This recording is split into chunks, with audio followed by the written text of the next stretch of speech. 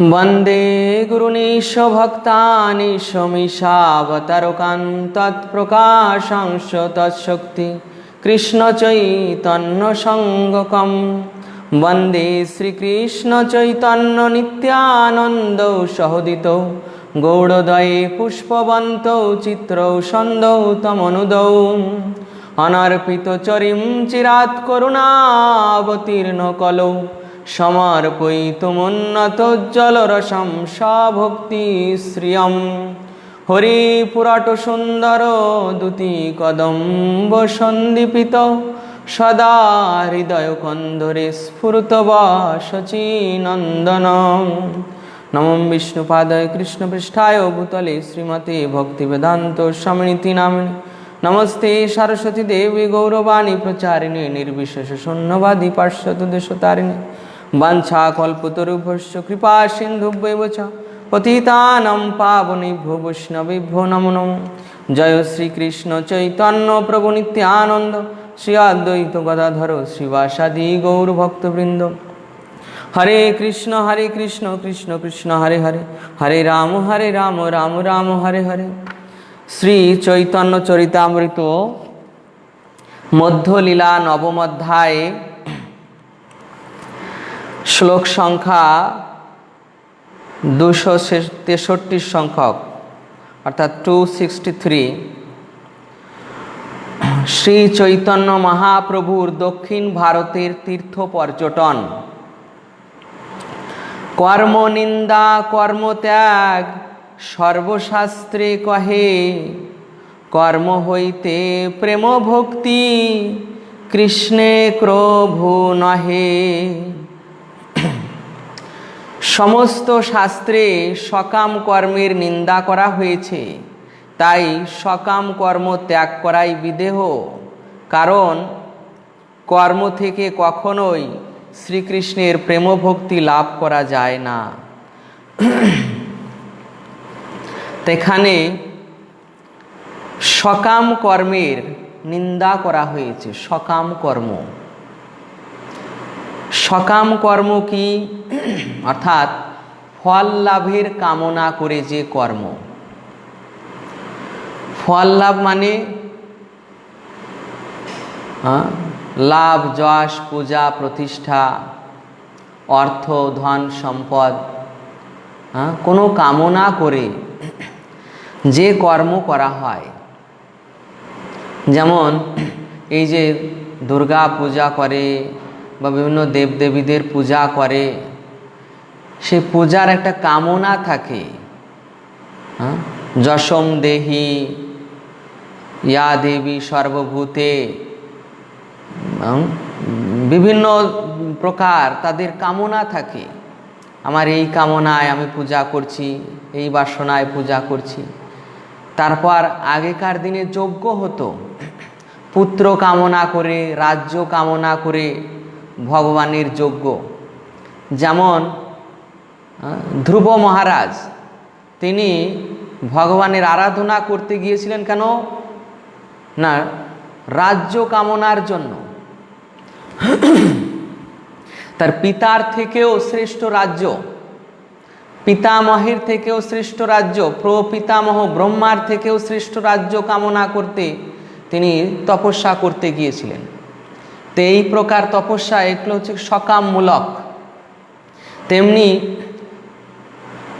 যে কর্ম, মনে করুন যে যে কোনো প্রকার কর্ম, তা যদি এই সকাম অর্থাৎ ফল কামনায় হয়ে থাকে, তাহলে সেগুলো হচ্ছে সকাম কর্ম। তো এই প্রকার সকাম কর্মের নিন্দা করা হয়েছে, কেননা এই সকাম কর্ম থেকে কখনো শ্রীকৃষ্ণের চরণে প্রেম ভক্তি লাভ হয় না। শ্রীকৃষ্ণের চরণে প্রেম ভক্তি লাভ, ভক্তি লাভ, ভক্তিতে এগুলো শুদ্ধ ভক্তি নয়। শুদ্ধ ভক্তির সংজ্ঞায় রূপ গোস্বামী পাদ উত্তম ভক্তির সংজ্ঞা দিয়েছেন। অন্নাভিলাষিতা শূন্যম জ্ঞান ও কর্মাদি অনাবৃতম আনুকূল্যেন কৃষ্ণানুশীলনম ভক্তির উত্তমা। অন্নাভিলাষিতা শূন্যম, অন্য অভিলাষ। অন্য অভিলাষ কি? ভক্তি, মুক্তি, সিদ্ধি, এগুলো অন্য অভিলাষ। অন্নাভিলাষিতা শূন্যম, অর্থাৎ এই ভক্তি থেকে এই অন্নাভিলাষ তাকে ত্যাগ করতে হবে, অন্নাভিলাষ।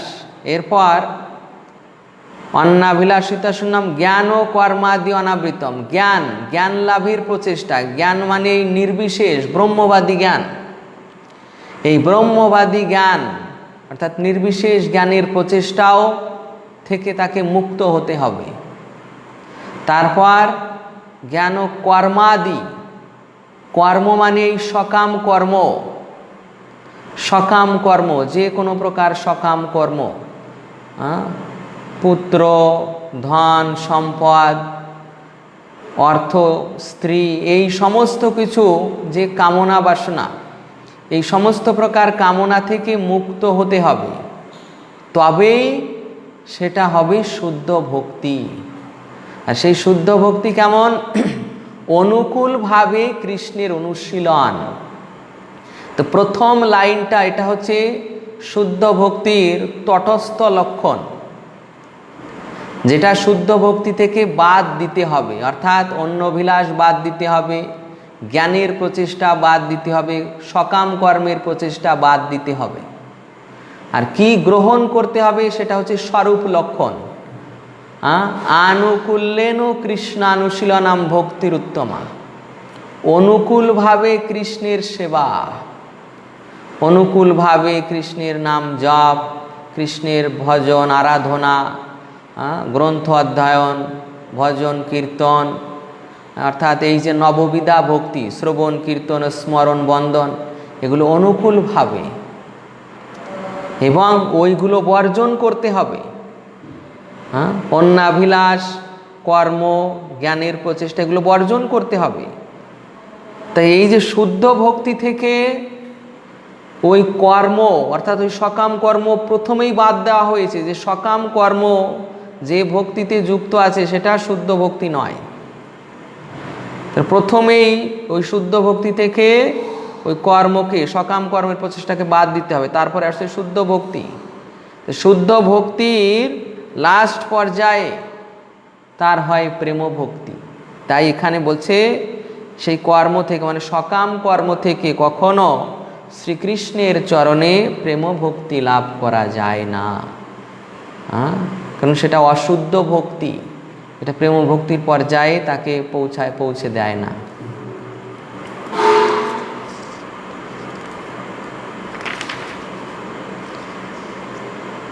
তো শুদ্ধ ভক্তির সংজ্ঞায় শুদ্ধ ভক্তি কি, এই শুদ্ধ ভক্তি বর্ণনা করতে গিয়ে ভাগবতের একটি শ্লোক রয়েছে যেখানে পরম ধর্ম ব্যাখ্যা করছেন। পরম ধর্ম কি? সেই পরম ধর্মই হচ্ছে শুদ্ধ ভক্তি।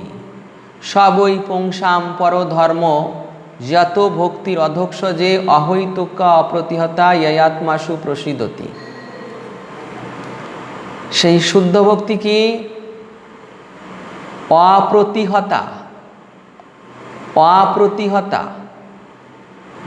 অপ্রতিহতা মানে তা কোনো কিছুর দ্বারা প্রতিহত হয় না, এবং অহৈতুকী, তাতে কোনো চাওয়া পাওয়া নেই, কোনো কর্মের বাসনা নেই, কর্মফলের বাসনা নেই, অহৈতুকী। এটা হলেই তখন শুদ্ধ ভক্তি হবে। এই শুদ্ধ ভক্তি লাস্ট পর্যায়ে ভক্তকে সেই প্রেম ভক্তির স্তরে পৌঁছে দেন। অতএব সেই শুদ্ধ ভক্তি না হলে কারো প্রেম ভক্তির স্তরে পৌঁছে দেওয়া যাবে না, কেউ পৌঁছাতে পারবে না। আর যখন এই শুদ্ধ ভক্তি হবে, শুদ্ধ ভক্তি যাজন করতে করতে তার তখন ওই প্রেম ভক্তি হবে।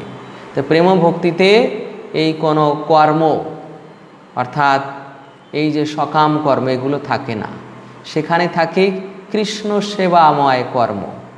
সেখানে কর্ম থাকে, সেখানে কর্ম থাকে, কিন্তু কি কর্ম না? কৃষ্ণ ভাবনাময় কর্ম, কৃষ্ণ সেবামূলক কর্ম। যেমন অম্বরীশ মহারাজ করতেন। অম্বরীশ মহারাজ তার একাদশ ইন্দ্রিয় দিয়ে কৃষ্ণের সেবা করতেন, এটা আপনারা ভাগবতে পেয়েছেন।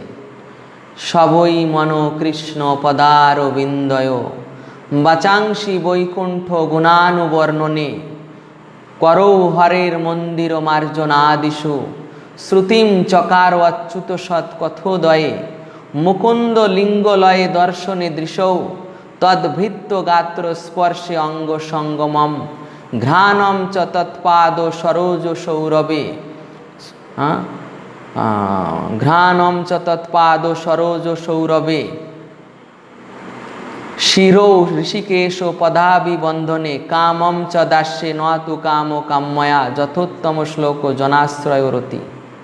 এইভাবে অম্বরীশ মহারাজ যেভাবে তার সমস্ত ইন্দ্রিয় দিয়ে ভগবানের সেবা করেছিলেন, সেখানে তার সমস্ত কিছু পূর্ণ ছিল। জাগতিক বিষয় সমস্ত পূর্ণ ছিল, তার কোনো প্রকার ওই জাগতিক বিষয় সুখ ভোগেরও কোনো কামনা ছিল না। জগতের মানুষের তো বিষয় আশয় নেই, আর সেখানে অম্বরীশ মহারাজ চক্রবর্তী সম্রাট, তার সব থাকতেও সমস্ত বিষয়ের প্রতি তিনি অনাসক্ত। আর জগতের মানুষের তাদের সমস্ত বিষয় পরিপূর্ণ নয়, তাই তাদের আকাঙ্ক্ষা থাকে, এই জন্য তাদের ভক্তিটাও ঠিক সম্পূর্ণভাবে সেই কর্মের বা বাসনা মুক্ত হয় না। কিন্তু অম্বরীশ মহারাজ তার সমস্ত কিছু পূর্ণ রয়েছে, ভোগের বস্তু তার সামনে রয়েছে, তথাপি অনাসক্তভাবে ভগবানের সেবা করছে। তো এইরকমভাবে শুদ্ধ ভক্তি তিনি যাজন করেছিলেন। তো ঠিক আমাদেরও সামনে সেই অম্বরীশ মহারাজের দৃষ্টান্ত শুদ্ধ ভক্তের। তো শুদ্ধ ভক্তি থেকে ওই রকম কর্মের বাসনা ত্যাগ করতে হবে, ভক্তি লাভের, মুক্তি লাভের, এই প্রকার সমস্ত সিদ্ধি লাভের অন্নাভিলাষ বর্জন করতে হবে। জ্ঞানের প্রয়াস, ব্রহ্মবাদী নির্বিশেষবাদী জ্ঞানের প্রয়াস থেকে মুক্ত হতে হবে, তবেই শুদ্ধ ভক্তি হবে। তবেই এই শুদ্ধ ভক্তি যাজন করতে করতে তিনি প্রেম ভক্তিতে পৌঁছাবেন। তাই এখানে বলছে যে এই প্রেম ভক্তিতে ওই কর্মের স্থান নেই। এরপর পরবর্তী শ্লোক, আজ্ঞায়ৈবং গুণান দোষান ময়াদিষ্টানপি স্বকান ধর্মান সন্ত্যজ্য ইয়া সর্বান মাং ভজেত স চ সত্তম। শ্রী ভাগবতে ভগবানের উক্তি যে ধর্মশাস্ত্রে আমি যা ধর্ম বলে আদেশ করেছি তার গুণ দোষ বিচারপূর্বক সেই সমস্ত ধর্ম প্রবৃত্তি ত্যাগ করে যিনি আমাকে ভজন করেন তিনি সর্বোৎকৃষ্ট সাধু। দেখুন এই শ্লোকে কি বলছে ভগবান, যে ধর্মশাস্ত্রে আমি যা ধর্ম বলে আদেশ করেছি, ধর্ম বলে আদেশ করেছি তার দোষগুণ বিচারপূর্বক সেই সমস্ত ধর্ম প্রবৃত্তি ত্যাগ করে যিনি আমাকে ভজন করেন তিনি সর্বোৎকৃষ্ট সাধু। ভগবান বলছেন যে আমি যা ধর্মশাস্ত্রে আদেশ করেছি সেটাকে ত্যাগ করতে হবে। তো ধর্মশাস্ত্রে তিনি কি আদেশ করেছেন? মনু সংহিতায়, তারপর যাজ্ঞবল্ক্য সংহিতায়, তারপর এই মহাভারত শাস্ত্রে, পুরাণে, তারপর বেদে যা তিনি আদেশ করেছেন তার দোষগুণ বিচারপূর্বক সেই সমস্ত ধর্ম প্রবৃত্তি ত্যাগ করে, অর্থাৎ সেখানে যে সকাম কর্মের তা সেই যে আদেশ সেটা ভগবানের প্রত্যক্ষ উক্তি নয়। ভালো করে বুঝুন, সেই আদেশগুলো ভগবানের প্রত্যক্ষ উক্তি নয়, ওগুলো হচ্ছে পরোক্ষ উক্তি। পরোক্ষ উক্তি মানে বেদের ভাষা, বেদের ভাষায় সেটা হচ্ছে পরোক্ষ উক্তি, অর্থাৎ ভগবান নিজে মুখে বলেননি, ওটা কারো দ্বারা বলিয়েছেন। তাই এই যে পরোক্ষ উক্তি, এটা হচ্ছে ধর্ম। আর এই ধর্ম মানে ধর্ম, অর্থ, কাম, মোক্ষ, এখানে চতুর্বর্গ নিহিত আছে। ধর্ম, অর্থ, কাম, মোক্ষ, এই চতুর্বর্গ নিহিত আছে এই ধর্মে। এই পরোক্ষ উক্তিতে এই চতুর্বর্গ, ধর্ম মানে এই গুণময় ভূমিকায় যে ধর্ম, অর্থ মানে অর্থ লাভের প্রচেষ্টা, কিভাবে ধর্মীয় জীবন যাপন করে অর্থ লাভ করা যায়, ধর্ম অর্থ, কাম ও মোক্ষ, কাম মানে জাগতিক বিষয় বাসনা কিভাবে পূরণ করা যায়, ধর্মপথে থেকে কিভাবে ইন্দ্রিয় সুখ ভোগ করা যায়, অর্থাৎ প্রবৃত্তি মার্গ, এই প্রবৃত্তি মার্গ গ্রহণ করা যায় কিভাবে, এটা কামনা, কাম। এরপর মোক্ষ, তা ধর্মের পথে থেকে কিভাবে মুক্তি লাভ করা যায়। এই ধর্ম, অর্থ, কাম, মোক্ষ, এই যে পরোক্ষ উক্তিতে এই চতুর্বর্গ হচ্ছে ধর্ম। আর প্রত্যক্ষ উক্তি, দ্বিতীয় হচ্ছে প্রত্যক্ষ উক্তি। প্রত্যক্ষ উক্তি কি? প্রত্যক্ষ উক্তি মানে ভগবানের ডাইরেক্ট আদেশ, যেটা এখানে বলছে যে যিনি আমাকে ভজন করেন, এটাই হচ্ছে তার ডাইরেক্ট আদেশ। যেমন ভগবদ গীতায়, মন্মনা ভব মদ্ভক্ত মজ্জাজি মাম নমস্কুরু, আমার ভক্ত হও, আমার পূজা করো, আমার আরাধনা করো, এটা হচ্ছে ভগবানের ডাইরেক্ট আদেশ। আমার নাম করো, এটা ভগবানের ডাইরেক্ট আদেশ। তো এই যে ডাইরেক্ট আদেশ যারা পালন করছেন তারা হচ্ছেন সর্বোৎকৃষ্ট সাধু। কারণ ওই যে বৈদিক যে চতুর্বর্গ, বৈদিক যে ধর্মটার ফল হচ্ছে কি? চতুর্বর্গ, ধর্ম, অর্থ, কাম, মোক্ষ। আর এই যে ভগবানের ডাইরেক্ট আদেশমূলক এই ধর্ম, এটা হচ্ছে পরম ধর্ম। একটা ধর্ম আর তার উপরের স্টেপে পরম ধর্ম। ধর্মেটা কি? চতুর্বর্গের ফল। এই ধর্মের ফল হচ্ছে চতুর্বর্গ, আর ওই পরম ধর্মের ফল হচ্ছে কৃষ্ণ প্রেম। এই ধর্মের ফল কি? চতুর্বর্গ, আর পরম ধর্মের ফল কৃষ্ণ প্রেম। তা সেই স্তরে যারা আছেন, ওই পরম ধর্মের স্তরে, তো ভগবান বলছেন তারাই সর্বোৎকৃষ্ট সাধু। কেননা তারা ওই পঞ্চম পুরুষার্থের পথের পথিক। তারা এই চতুর্বর্গ, এই নিকৃষ্ট স্তরের ধর্মের পথের পথিক নন। যারা ওই পরম পুরুষার্থ, পঞ্চম পুরুষার্থের ওই পথের পথিক, তারাই সর্বোৎকৃষ্ট। কেননা তারা পরম ধর্মের জগতে আমি যেটা প্রত্যক্ষভাবে বলেছি, আমার যেটা ডাইরেক্ট আদেশ, সেটা ওই পরম ধর্মের আদেশ। আমার ভক্ত হও, মন্মনা ভব মদ্ভক্ত মজ্জাজি মাম নমস্কুরু। এই হচ্ছে ভগবানের ডাইরেক্ট আদেশ। তো এই আদেশ যারা পালন করছেন তারাই সর্বোৎকৃষ্ট সাধু, তারা পরম ধর্মের স্তরে। এরপর আসছে 65 নম্বর শ্লোক। সর্বধর্মান পরিত্যাজ্য মামেকং শরণং ব্রজ অহং তাম সর্ব পাপেভ্যো মোক্ষয়িষ্যামি মা শুচ। ভগবদ গীতায় ভগবানের বাণী, সমস্ত ধর্ম পরিত্যাগ করে একমাত্র আমার শরণাপন্ন হও, তাহলে আমি তোমাকে সর্বপাপ থেকে মুক্ত করব, তুমি সেজন্য কোনো শোক করো না। তা দেখুন, এখানে ভগবান বলছেন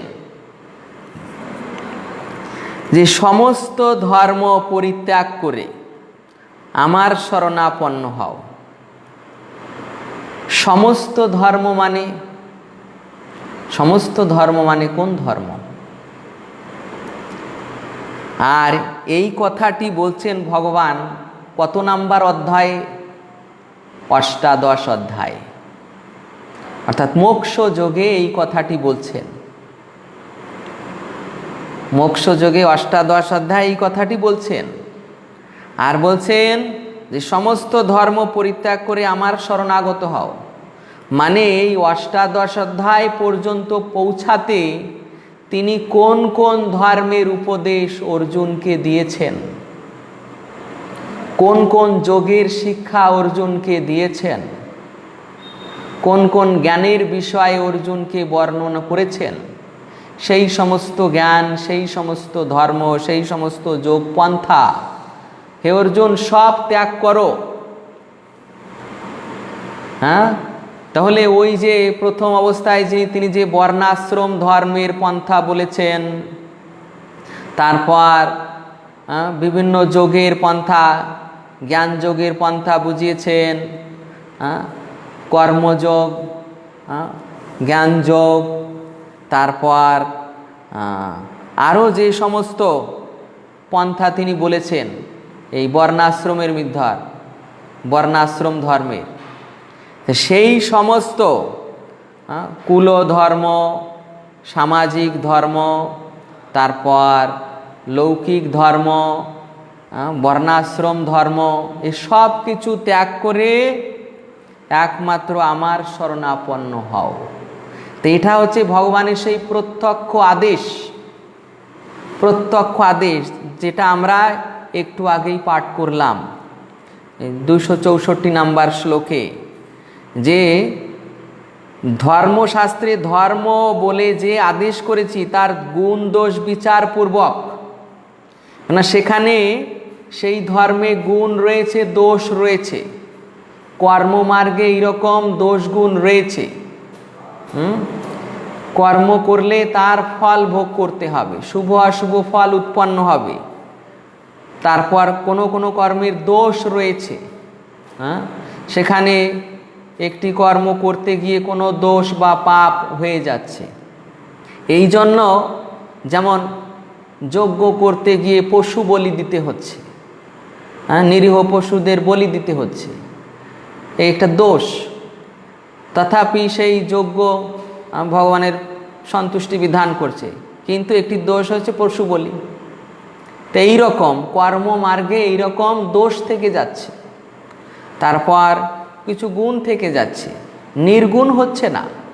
এই কর্মমার্গে নির্গুণ হচ্ছে না, আর নির্গুণ না হলে সেটাও সেই শুদ্ধ ভক্তির পর্যায়ে নয়, তা সেটাও চিন্ময়ও নয়। চিন্ময় মানে নির্গুণ, সেখানে কোনো দোষগুণ থাকবে না, ত্রিগুণাতীত অবস্থা, সেটাই শুদ্ধ ভক্তির অবস্থা। কিন্তু যেখানে কর্মমার্গে দোষগুণ থেকে যাচ্ছে সেটা এই গুণময় ভূমিকায় জড়। আর এই যে ধর্ম ভগবান এই পর্যন্ত বর্ণনা করে এসেছেন, তা সেই ধর্ম অর্থাৎ সেই যে গুণময় ভূমিকায় যে জড় ধর্ম, অর্থাৎ যার দোষ গুণ রয়েছে, তাই সেই সমস্ত দোষগুণযুক্ত ধর্ম তা পরিত্যাগ করে ভগবান বলছেন যে আমার শরণাগত হও, অর্থাৎ আমি যেটা বলছি সেটা করো। আমার শরণাগত সম্পূর্ণরূপে আমি যেটা আদেশ করছি সেটাই তুমি পালন করো, এই হচ্ছে পূর্ণরূপে শরণাগত হওয়া। সেখানে যেমন ভগবদ্গীতার প্রথমে দ্বিতীয় অধ্যায়ে অর্জুন শিষ্যত্ব নিয়েছিলেন, সপ্তম শ্লোকে, দ্বিতীয় অধ্যায় সপ্তম শ্লোকে বলছেন সাদিমাম তম প্রপন্নম। সপ্তম শ্লোকে কি নবম শ্লোকে বলছেন যে সাদিমাম তম প্রপন্নম, হে কৃষ্ণ আমি তোমার সর্বতভাবে শিষ্যত্ব বরণ করলাম। শিষ্যত্ব বরণ করে আবার পরবর্তীতে বলছেন যে তুমি আমাকে উপদেশ দাও, তবে আমি যুদ্ধ করব না। তুমি আমাকে উপদেশ প্রদান করো কিন্তু আমি যুদ্ধ করব না। তাহলে তুমি কি শিষ্যত্ব গ্রহণ করলে? যদি গুরুদেবের আদেশ পালন করতে অপারগ, তাহলে কি শিষ্যত্ব গ্রহণ করলে? পূর্ণরূপে শরণাগত হয়নি। অতএব তেমন শিষ্যত্ব প্রয়োজন নেই। আর এখানেও ভগবান বলছেন যে তেমন শরণাগত হওয়ার প্রয়োজন নেই, সম্পূর্ণরূপে শরণাগত হওয়া, অর্থাৎ তোমার মধ্যে কোনো অবজেকশন থাকবে না, কোনো কোশ্চেন থাকবে না, কোনো দ্বিমত থাকবে না, এমনভাবে শরণাগত হয়। এবং ওই সমস্ত ধর্ম, পূর্বে যে আমি উপদেশ দিয়েছি, সমস্ত ধর্ম পরিত্যাগ করে তুমি আমার শরণাগত হও। এখানে এই ধর্ম মানে এই হিন্দু, খ্রিস্টান, মুসলমান, বৌদ্ধ এই ধর্ম নয়। এখানে হচ্ছে এই যে বর্ণাশ্রম ধর্মের উপদেশ করেছেন, লৌকিক ধর্ম, সামাজিক ধর্ম, কুল ধর্ম, এই সমস্ত ধর্ম, তারপরে এই যে যোগ পদ্ধতি বর্ণনা করেছেন, এগুলো, এই সমস্ত ধর্ম কর্ম পরিত্যাগ করে একমাত্র আমার শরণাপন্ন হও, তাহলে আমি তোমাকে সর্বপাপ থেকে মুক্ত করব। এই যে ভগবান প্রতিশ্রুতি দিচ্ছেন, শুদ্ধ ভক্তিতে কিন্তু ভক্ত এই প্রকার কোনো প্রতিশ্রুতি গ্রহণ করেন না ভগবান থেকে। যে তুমি আমাকে প্রতিশ্রুতি দাও, এটা শুদ্ধ ভক্তি নয়। শুদ্ধ ভক্তিতে ভক্তের মনে কোনো এই কামনা বাসনার সঙ্গে কোনো প্রতিশ্রুতিও থাকবে না, যে তুমি আমাকে প্রতিজ্ঞা করো বা প্রতিশ্রুতি দাও যে এটা আমি লাভ করব। কন্ডিশন, এই শুদ্ধ ভক্তিতে কোনো কন্ডিশন থাকবে না। সেই শুদ্ধ ভক্তি হবে কি নিঃস্বার্থ, সেখানে কোনো বাসনা থাকবে না, অহৈতুকী এবং অপ্রতিহতা। প্রথমে আমরা বলেছি শুদ্ধ ভক্তির দুটি বৈশিষ্ট্য, অহৈতুকী এবং অপ্রতিহতা, কোনো কিছুর দ্বারা বাধাপ্রাপ্ত হবে না, আর কোনো প্রকার কামনা থাকবে না, কোনো প্রতিশ্রুতি থাকবে না। তথাপি ভগবান এখানে অর্জুনকে প্রতিশ্রুতি দিচ্ছেন, যে তাহলে আমি তোমাকে সর্বপাপ থেকে মুক্ত করব, আমি প্রতিশ্রুতি দিচ্ছি। এর পূর্ববর্তী 64 নম্বর শ্লোকে ভগবদ্গীতার 65 নম্বর শ্লোক, এটা তো ভগবদ্গীতার 66 নম্বর শ্লোক, ভগবদ্গীতার অষ্টাদশ অধ্যায় 66 নম্বর শ্লোক। আর 65 নম্বর শ্লোকে ভগবান বলছেন, মন্মনা ভব মদ্ভক্ত মজ্জাজি মাম নমস্কুরু মামে বৈশ্যসী সত্যং তে প্রতিজানে প্রিয়সীমে। অর্থাৎ আমি সত্য প্রতিজ্ঞা করছি, ভগবান ওখানে প্রতিজ্ঞা করেছেন। তো শুদ্ধ ভক্তিতে ভগবানের কাছে ভক্ত এই প্রকার কোনো দাবি করেন না, হে কৃষ্ণ তুমি প্রতিজ্ঞা করো, প্রতিশ্রুতি দাও। শুদ্ধ ভক্তি এই সমস্ত কিছু থেকে মুক্ত। কিন্তু ভগবান তথাপি এখানে অর্জুনকে প্রতিশ্রুতি দিচ্ছেন, প্রতিজ্ঞা করেছেন। এই জন্য ভগবান বলছেন যে তুমি সেই জন্য কোনো শোক করো না যে তোমার এই পাপ হবে, তোমার আত্মীয় স্বজনদের সঙ্গে যুদ্ধ করতে গেলে তোমার পাপ হবে, তাদের হত্যা করলে তোমার পাপ হবে, এই প্রকার তোমার কোনো পাপ হবে না, কোনো কর্মবন্ধন হবে না, তুমি যদি আমার শরণ গ্রহণ করো। এরপর 66 নম্বর শ্লোক, তাবৎ কর্মাণি কুর্বিত না নির্বিদ্যতে यावता মৎকথা শ্রবণাদৌ বা শ্রদ্ধা यावन्न জায়তে। যে পর্যন্ত কর্মমার্গে নির্বেদ উদিত না হয় অথবা আমার কথা শ্রবণাদিতে শ্রদ্ধা না জন্মায়, সেই পর্যন্ত নিত্য নৈমিত্তিক কর্ম আদি কৃত হোক। এই শ্লোকটিও ভাগবত থেকে উদ্ধৃত। তাই এখানে বলছেন যে পর্যন্ত কর্মমার্গে নির্বেদ উদিত না হয়, নির্বেদ মানে অনীহা,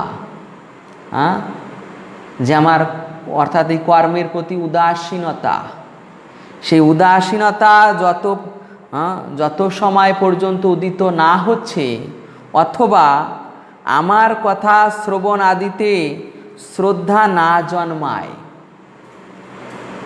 শ্রদ্ধা, ভগবানের কথায় শ্রদ্ধা।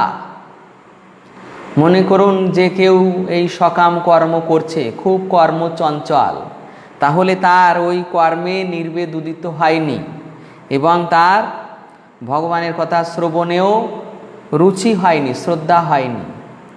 কিন্তু যার দেখা গিয়েছে যে এই কর্মে অর্থাৎ এই জড় কর্মে উদাসীন, যেমন ভরত মহারাজ জড় কর্মে উদাসীন ছিলেন, ঠিক করেছিলেন যে আর পড়াশোনা করব না, সূচি থাকব না, এমনভাবে আচরণ করব যেন লোকে চিন্তা করে যে আমি বোবা পাগল, এইভাবে ভগবত ভক্তি করব, কোনো প্রকার কর্ম করব না।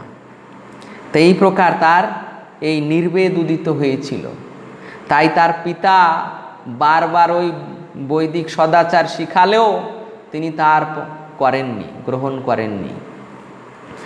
আবার আমার কথা শ্রবণাদিতে শ্রদ্ধা না জন্মায় যতক্ষণ, ভাগবতে বলা হয়েছে যে ধর্ম সনুষ্ঠিত পুংসাম বিশ্বক্ষেন কথা সুজা নোৎপাদয়া যদি রতিম শ্রম এ বহি কেবলম।